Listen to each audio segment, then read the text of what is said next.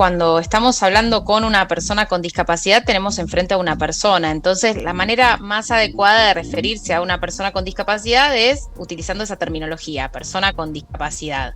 No se dice discapacitado porque estamos adjetivando y primero está la persona y por otro lado, el término discapacidad es un término que evoluciona y que tiene estrecha relación con el entorno. Hablamos cuando definimos la discapacidad, cuando la define la Convención sobre los Derechos de las Personas con Discapacidad, habla de que una persona con discapacidad es aquella que tiene un déficit intelectual, mental, físico o sensorial, que al interactuar con las barreras del entorno experimenta, no puede participar en igualdad de condiciones con las demás personas. Es decir, que es una persona que tiene un déficit que se relaciona con un entorno que coloca barreras, ¿sí? No es una cuestión que tiene que ver con una enfermedad, como se veía antes, cuando se hablaba bajo el modelo médico. Ahora se habla del modelo social de la discapacidad, ¿sí? Entonces, tienen un papel preponderante las barreras que coloca el entorno. Viste que muchas veces también, Emilia, se habla de la discapacidad como un insulto. Entonces se dice que algún político es autista, o es esquizofrénico, o es ciego, o es sordo. Y la verdad que también esa manera es incorrecta, porque entonces se crea un estigma sobre la discapacidad. Y la verdad que ninguna persona con discapacidad la elige la discapacidad. En tanto, sí, una conducta de no escuchar o de no prestar atención a una situación. Viste que también cuando hay un femicida también se dice es un loco. Y no, un femicida es violento. Y si nosotros decimos que es un loco, lo que estamos haciendo es estigmatizando a las personas usuarias de servicios de salud mental.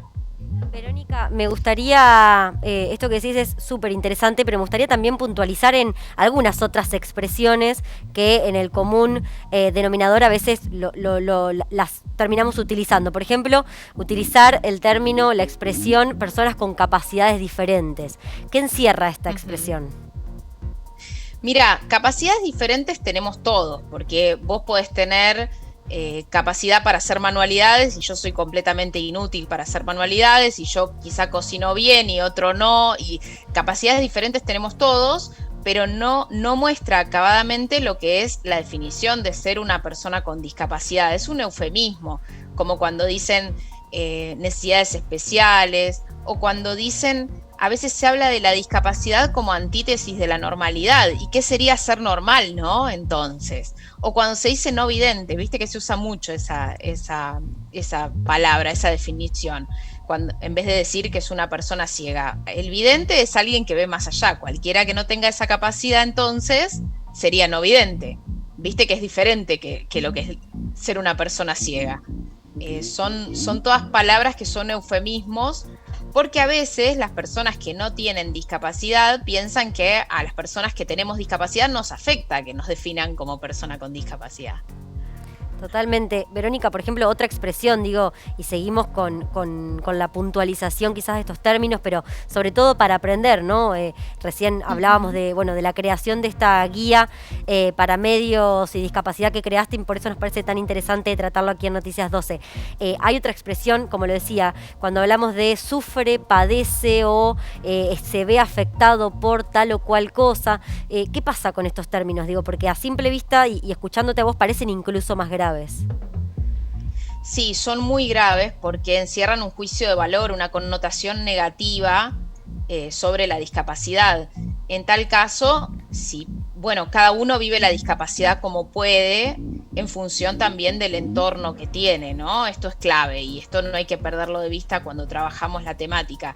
Quizá haya personas que sí la sufran, la discapacidad, pero muchas veces lo que sufrimos las personas con discapacidad en realidad son los prejuicios que hay respecto de la temática, ¿no? Los prejuicios de que, por ejemplo, las personas con discapacidad somos personas improductivas o que hay un montón de cosas que no podemos hacer.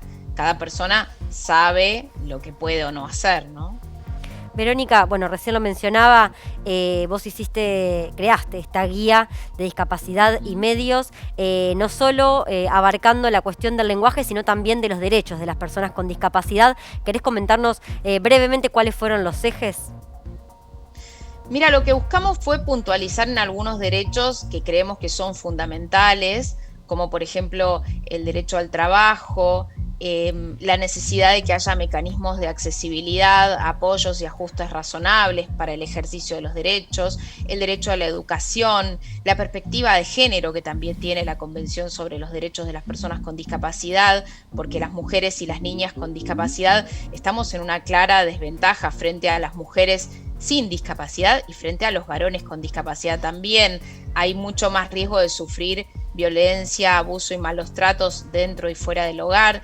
También trabajamos sobre el acceso a la justicia para las personas con discapacidad. Bueno, lo que hicimos fue dar un pantallazo de algunos de los derechos que están enunciados en la Convención sobre los Derechos de las Personas con Discapacidad, que bueno, que es un tratado que quienes comunicamos debemos tomar como base, ¿no? Para trabajar cuestiones de discapacidad, porque no es un tema sobre caridad o sobre que, bueno, porque somos buenos lo trabajamos. Son derechos que los teníamos en tanto personas, pero que hubo que crear un tratado específico que los enuncie, que establezca los mecanismos para acceder, porque en la práctica no se cumplían.